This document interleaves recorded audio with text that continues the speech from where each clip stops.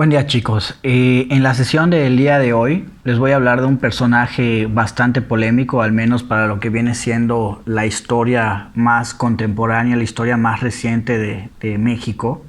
Así que el villano de la sociedad actual, que es Carlos Salinas de Gortari.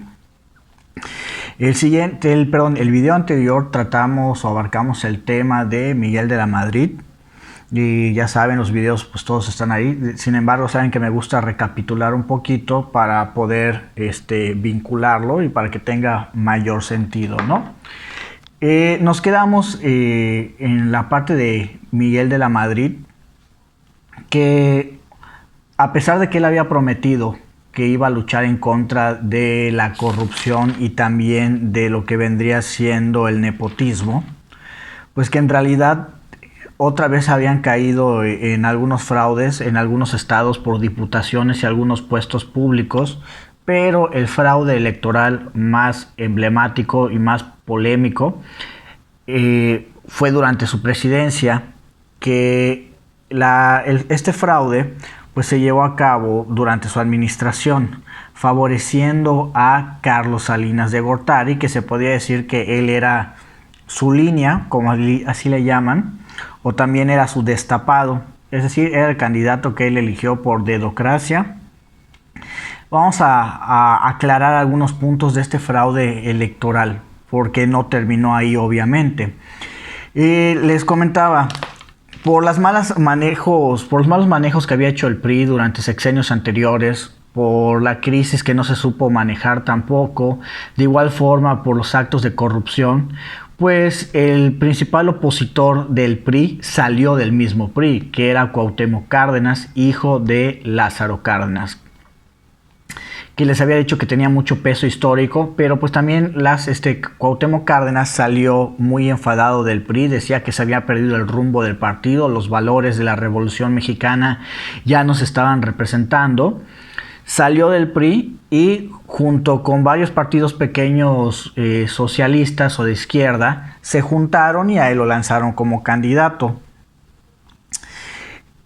Se pudiese decir que el PRI estaba destinado para perder esas elecciones. Tanto el PAN les estaba quitando votos como obviamente el frente que había creado Cuauhtémoc Cárdenas, que era el Frente Democrático Nacional, y les decía, todo se inclinaba para que Cuauhtémoc Cárdenas ganara.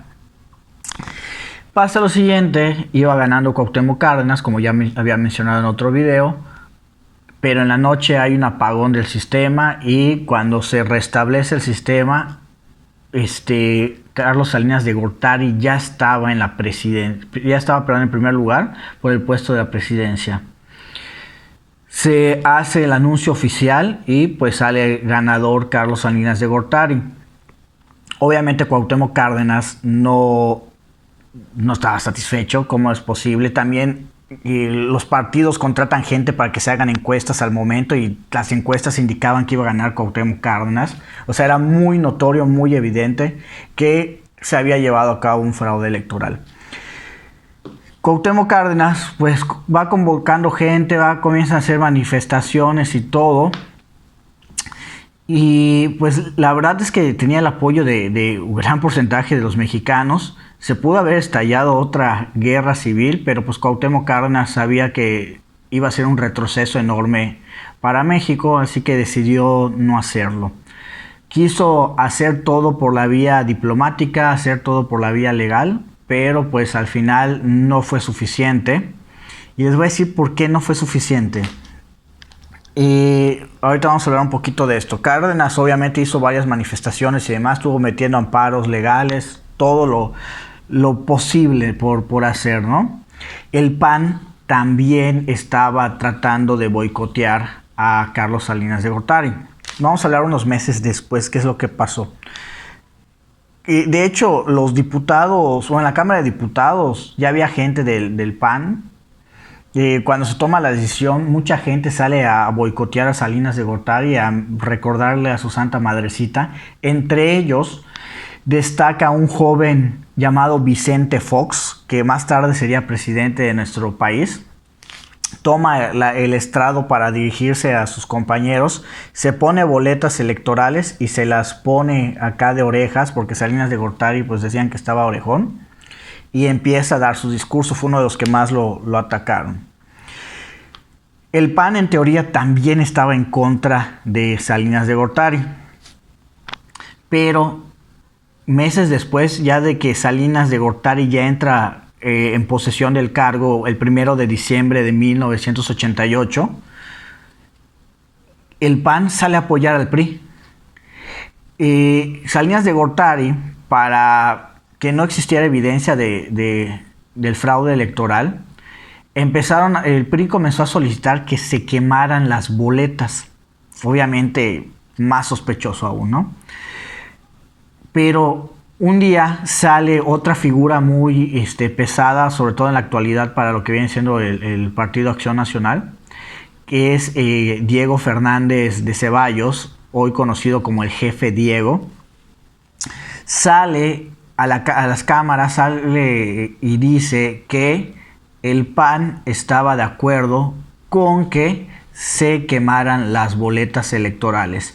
Dice su discurso que esto era una decisión que estaba partiendo al país en dos, y que si seguía toda esta polémica iba a destruir al país y que no sé qué. Así que el PAN, o al menos una sección del PAN, estaba de acuerdo con la quema o destrucción de las boletas electorales. Algo habrá ofrecido, algo se les habrá ofrecido a ciertos panistas, pero al final se logra hacer esto. Ya ahí, teniendo a dos partidos que ya se unieron para tomar una decisión, ya ahora sí que Cuauhtémoc Cárdenas ya no tenía nada que hacer. Y tiempo después, ¿qué es lo que hace Cuauhtémoc Cárdenas? Ya esos partidos socialistas los unen uno solo para tomar más fuerza en las siguientes elecciones, y es cuando Cuauhtémoc Cárdenas funda el PRD, que PRD pues hasta la fecha sigue vigente. Sobre todo tiene mucha fuerza en el centro del país, que es el Partido de la Revolución Democrática. Ok, como les decía, Salinas de Gortari pues entró el 1 de diciembre de 1988 y sale el 30 de noviembre de 1994. Pero vamos a ver qué tanto hizo este señor. Les había comentado que ya se puso como que una tradición de presidentes que en los primeros meses o en los primeros días de su sexenio mandan a arrestar a alguien. Como que esto es para demostrar de que su chamba sí va en serio, ¿no? O sea, es como que para darle renombre, para darle peso o legitimidad. ¿A quién manda a arrestar Salinas de Gortari? Él manda a arrestar a Laquina, que ya les había dicho que era presidente del sindicato de petroleros. Es Joaquín Hernández Galicia. Pero sin embargo, por ahí ya habían sus diferencias entre estos dos, que incluso se dice que Laquina, ya les dije que Laquina tenía información de varios presidentes y quería manipular también a Gortari. Se dice que Laquina le había dado al partido o a gente de Cuauhtémoc Cárdenas fotos o una copia de un periódico. ¿Qué información tenía relevante este periódico? Pues Salinas de Gortari, junto con su hermano, cuando eran niños, estaban jugando en su casa y agarraron una especie de rifle de balines, pero un poquito más potente. Estaban jugando y le dispararon a su ama de llaves o a su nana y la terminaron matando. Entonces ahí está la nota periodística con la foto de los dos hermanos. Entonces era para desprestigiarlo, ¿no? También les decía, ahí tenía sus rendillas con Laquina. Pero también lo acusaron de estar vinculado con delincuencia organizada, con corrupción, con extorsión, con drogas y todo eso. Y Laquina fue arrestada. Ok. Vamos a hablar ahora en cuestión económica,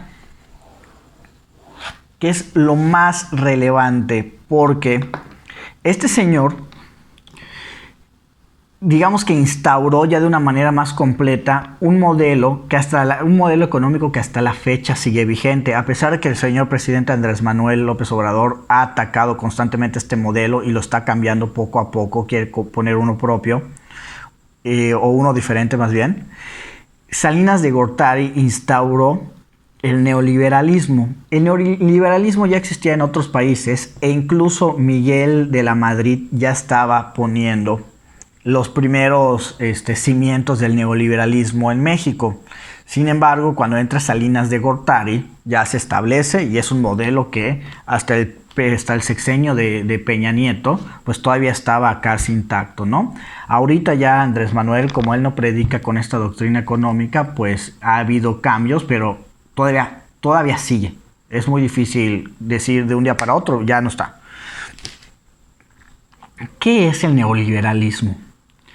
Es un modelo político-económico, sobre todo económico, en el cual busca la separación del Estado de la economía, o más bien que el Estado ya no administre la economía. Les había comentado, Estado se hace referencia a la administración federal, por así decirlo, de un país. Pero ¿qué pasaba? Este modelo dice que el gobierno no debería tener tanta injerencia en la economía, que los políticos no deberían meter sus narices, sus cucharas en la economía. Si acaso, pues vigilarla.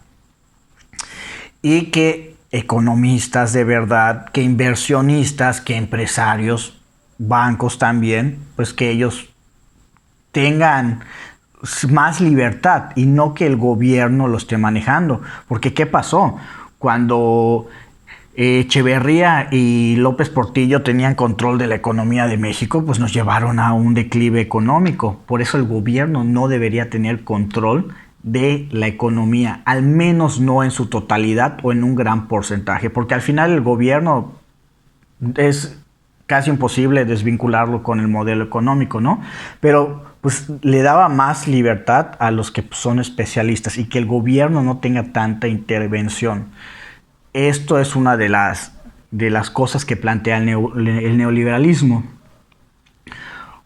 Otra cosa para lograr el neoliberalismo que fue muy criticado y hasta la fecha sigue siendo muy criticado, que se tiene que llevar a cabo algo que se llama privatización.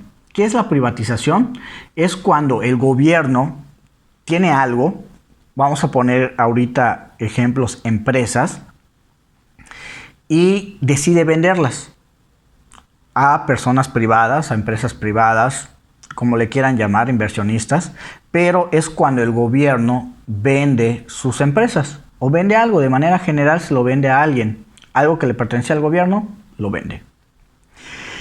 ¿Qué pasa? El neoliberalismo depende, o para instaurar las bases del neoliberalismo se dependía mucho de la privatización. ¿Cuál era la justificación? También López Portillo, en su incompetencia, y también Luis Echeverría Álvarez, compraron o crearon muchísimas empresas que no pudieron mantener después, o que pues mantener esas empresas venía del gasto público, venía de la recaudación de fondos. López Portillo, cuando vino el dinero del petróleo, se puso a abrir empresas a lo loco. Cuando ya vino la crisis económica por su culpa y porque nos dejaron de comprar petróleo, pues ¿quién va a mantener esas empresas? ¿Quién le va a dar el salario a las personas? Entonces, obviamente esto, y aparte que dependíamos de un solo recurso, pues obviamente esto era peligroso para la economía. En cambio, ya si vendes las empresas a inversionistas, ya no es problema del gobierno, es problema del inversionista. Si no está funcionando, si tiene trabajadores flojos, si le están robando, si hay corrupción y demás, ya no es problema del gobierno. Ahora se convierte en un problema del empresario, y el empresario es muy tajante o está vigilando sus empresas porque pues todo para ellos es ganancia. Fue muy polémico porque dice, oye, ¿por qué estás vendiendo cosas del gobierno? ¿Por qué estás vendiendo cosas que le pertenecen a los mexicanos? Sin embargo, la privatización para algunas personas es algo adecuado. Entre lo que se privatizó fueron los bancos, que también ahí la mayoría de los países prefiere, o lo más sano es que el gobierno no tenga injerencia en los bancos, sobre todo porque la economía ya se globalizó, ya se conectó.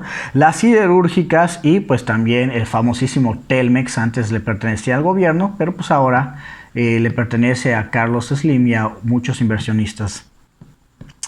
Ok, entonces con esto también pues digamos que la economía ya estaba comenzando a avanzar, pero una parte fundamental para que pudiese instaurar el neoliberalismo eran los tecnócratas. ¿Qué son los tecnócratas? De hecho, él era un tecnócrata. Son mexicanos que tienen, bueno, es que todavía sigue existiendo el término tecnócrata. Son mexicanos que algún estudio o un grado de estudio, licenciatura, maestría o doctorado, lo hicieron en el extranjero, en universidades de renombre como Harvard, Yale y demás, ¿no? De hecho, el expresidente Miguel de la Madrid también era un tecnócrata, pero durante el periodo de la Madrid, el tecnócrata que más resaltaba por sus ideas era Carlos Salinas de Gortari. Por eso a él lo elige como candidato después. Y el gobierno de Salinas de Gortari pues se comenzaron a llenar de esto. Algo muy importante, no lo mencioné. Las maestrías o los doctorados de estas personas tenían que ver con administración pública o con gobierno, con política y demás. Esos son los tecnócratas que hasta la fecha sigue estando, ¿no? Entonces, para poder llevar a cabo el neoliberalismo, pues se requirió mucho de la implementación de estos tecnócratas. Ok. ¿Qué otra cosa hubo en cuestión económica? Salinas de Gortari, les digo, es un personaje muy polémico, pero entre si es un villano o él se considera un héroe nacional, lo que vale la pena admitir es que el señor sí tiene un gran nivel de inteligencia. Pero bueno, y también tenía un gran don para la negociación. Él comienza a tocar puertas con otros países, comienza a renegociar varias cosas. México tenía una deuda externa impresionante y todo esto fue por las crisis pasadas, desde la docena trágica y pues también pues el terremoto y luego el huracán que ya habíamos mencionado. Entonces, el Fondo Monetario Internacional ya no nos quería prestar dinero, ya nos habían cerrado las puertas. Y este señor va y comienza a renegociar. Dice, ¿sabes qué? Pues la devaluación nos pegó y todo. La deuda se llevó a cabo por esto. Les comenzó a mostrar números, les echó choro. Y les dijo, pues México no va a poder pagar eso y va a seguir creciendo y ustedes van a seguir perdiendo dinero. ¿Qué es lo que hace? Renegocia la deuda externa y pudo disminuirle un 26% de esta. Y ya conforme iba avanzando su sexenio, la economía en teoría mejoró y tuvimos un superávit. ¿Qué quiere decir superávit? Pues es que digamos que en vez de estar en números rojos como tal, ya se comienza a poner en números verdes. Es decir, ya no estamos yendo a la baja en la economía, sino que ya comienza a elevarse. Dice, la definición de superávit es cantidad en que los ingresos superan los gastos. ¿Qué quiere decir? Que ya se comenzaba a tener un dinero ahorrado. También, entre otras cosas, vamos a ir tachando acá en la libretita lo que ya mencionamos. También comenzó a dar muchos subsidios a lo que viene siendo la tortilla y a la leche, sobre todo para la gente que vivía con el salario mínimo. Lo que viene siendo la tortilla a través de la Conasupo y la leche a través de Liconza, que pues ya todo eso ya es obsoleto o ya tiene otro nombre porque los presidentes van cambiando el nombre de los programas. Y de igual forma había creado un programa de asistencia a la gente de clase baja que nombró Solidaridad, que fue un programa muy famoso durante ese tiempo. Ayudaba a campesinos, a gente pobre, a gente de los poblados, etcétera, etcétera. Y llega un punto incluso en el que como que Salinas de Gortari ya estaba un poquito desajenado de lo que viene siendo el PRI y ya parecía más que Solidaridad, era su partido. Pues porque él seguía vendiendo su imagen de que estaba haciendo todas las cosas de una manera en lo que cabe correcto, ¿no? Sin embargo, pues años más tarde se acusó a este programa de mucho lavado de dinero y otras transacciones ahí ilegítimas. Ok. Se decía que Salinas de Gortari tenía encantado a México y al mundo, que los tenía hipnotizados, porque incluso decían que México ya estaba a punto también de volverse una potencia económica, ya lo estaba poniendo en el mapa, y también Salinas de Gortari, que tenía esta facilidad de ir a tocar puertas y hablar con gente y demás, ya estaba planeando negociaciones a futuro y también estaba planeando concretar unas negociaciones en su país. Entonces Salinas de Gortari tenía hipnotizado a México y también tenía hipnotizado a otras figuras importantes. Por ejemplo, él comienza a ver uno de los tratados más importantes que tiene México en cuestión de economía. No se logra, digamos que él casi, ¿cómo explicarlo? O sea, él sí lo concreta, pero le da más pie a otras cosas. El Tratado de Libre Comercio de América del Norte, es decir, el Tratado de Comercio con Estados Unidos de América y Canadá, él agarra y comienza a tocar puertas con estas dos naciones. Estados Unidos no quería concretarlo. Estados Unidos estaba diciendo, no, pues este señor quiere que México se cuelgue del desarrollo, del crecimiento de Estados Unidos. Y Salinas de Gortari se reunió con George Bush padre y se lo planteó. México no está pidiendo caridad. Este tratado de libre comercio es para que estas tres naciones se beneficien. Y le mostró números, le mostró cómo se iba a beneficiar a Estados Unidos, cómo se iba a beneficiar a Canadá y demás. Y George Bush, padre que estuvo muy tajante en que no y no y no, al final terminó hablando maravillas de Salinas de Gortari. Casi lo puso como si fuese a salvar a México, como si fuera un héroe nacional. Y hay un video, un discurso que habla así de maravilla de este señor. Les digo, tenía muy buenos dotes para la negociación. El Tratado de Libre Comercio, pues ahorita está sufriendo, como todo Tratado de Libre Comercio tiene vigencia, esa es la realidad. ¿Por qué? Porque los tiempos cambian, las economías cambian y no puede existir un Tratado de Libre Comercio para siempre. Este Tratado de Libre Comercio de América del Norte, también conocido como Telecán, pues tenía su vigencia y durante el periodo de Peña Nieto ya estaba venciendo y se trató de renegociar, se sigue tratando de renegociar, pero ya no se llamaría Tratado de Libre Comercio de América del Norte, ahorita se le conoce como el TECMEX. Pero pues ahorita es punto y aparte. Muy bien, vamos a seguir tachando lo que ya vimos. Ok, les decía, en teoría, en materia económica ya se iba bien. Pero comenzaron a surgir varias inconsistencias o contradicciones en el gobierno de Salinas de Gortari. ¿Qué pasó? El PAN estaba ganando, el PAN y el PRD estaban ganando elecciones en gubernaturas y eso no le convenía. Digamos que permitió unas cuantas, pero ya luego Salinas de Gortari dio la orden de que ya. O sea, que hagan lo necesario para que no sigan avanzando sus oposiciones. Y otra vez caímos en la parte de fraudes electorales. Uno de los más sonados fue Vicente Fox, se había tirado para gobernador de Guanajuato y había ganado. Recuerden que Fox salió para burlarse de sus orejitas y les hacen fraude. La gente se puso como loca, se puso a quemar cosas. Ya estaban la violencia muy alta. Y pues dicen por ahí que habló Salinas de Gortari personalmente y que dijo, ok, ganó el PAN, pero no ganó Vicente Fox. Es decir, ok, aceptamos su victoria, pero que me pongan a otro, no a Fox. Y dicho y hecho, eso fue lo que pasó. Entonces hubieron varios brotes de violencia alrededor del país por los fraudes electorales. Nos estaba dando mala imagen. Y ya habíamos atraído inversión extranjera, ya esto comenzaron a hacer que los extranjeros comenzaran a sacar de poquito su dinero.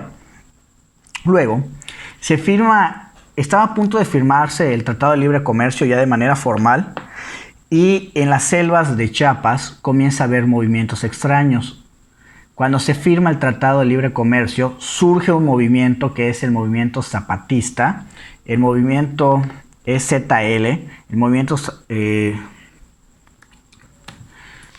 es EZLN, que es el Ejército Zapatista de Liberación Nacional, a cargo del subcomandante Marcos, el mismo día que se firma el Tratado de Libre Comercio. Ya se estaba celebrando en los periódicos y demás, pero ya luego el surgimiento de este ejército pues hace que tenga mucha atención mediática y se opaca la parte del Tratado de Libre Comercio. Los zapatistas tomaron poblados de Chiapas de una manera muy violenta, y entonces los socios comerciales que acabamos de firmar se quedan como que, oye, ¿qué está pasando en tu país? ¿Por qué surgió esto? Y más porque se estaban rebelando, porque decían que el Tratado de Libre Comercio no estaba beneficiando al indígena, no estaba beneficiando al campesino, que era un modelo que los estaba apartando y que a la larga los iba a marginar. Entonces el gobierno contrarresta esto con violencia y empezó a preocupar a sus nuevos socios comerciales y a otros que también habían metido su dinero a México. Entonces, ¿qué pasó? Otra vez estaban sacando dinero.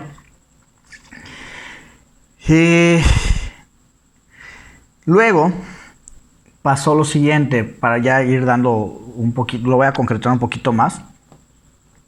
La gente creía que Salinas de Gortari se quería reelegir, y con el choro que él traía, pues existía la posibilidad.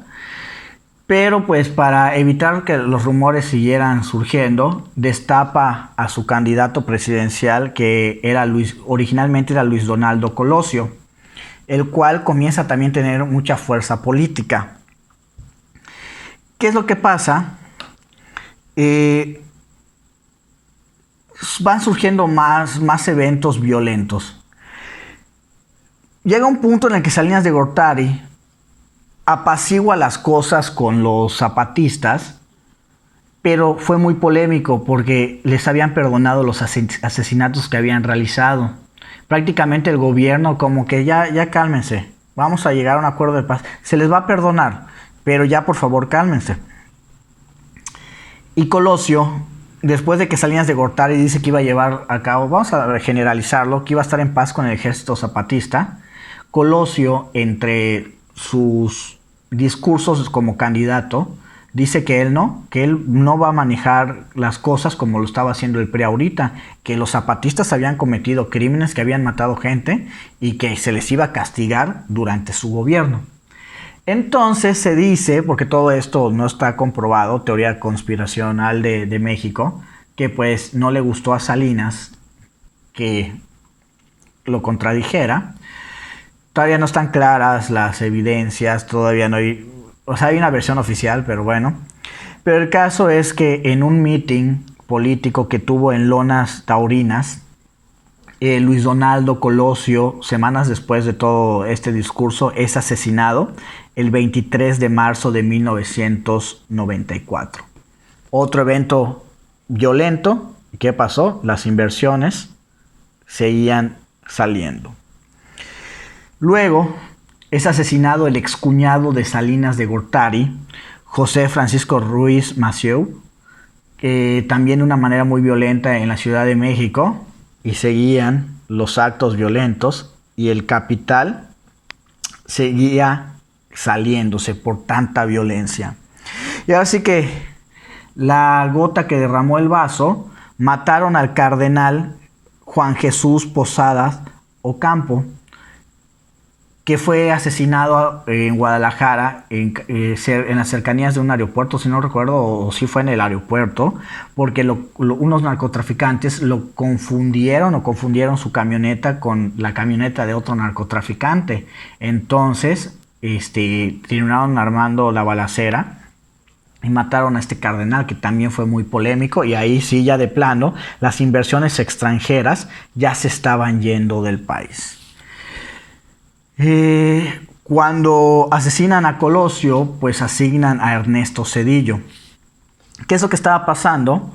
Después de estar un par de años bien, que la economía y que Salinas de Gortari nos vendía esta idea de que todo estaba yendo bastante bien, pues nos estaba ocultando que por la violencia se estaban retirando las inversiones. Entonces esto estaba causando una inflación. Pero esto lo vamos a ver en el siguiente video, porque se relaciona mucho con Ernesto Zedillo, pues él tuvo que lidiar con esto. Así que lo vamos a dejar para la siguiente sesión.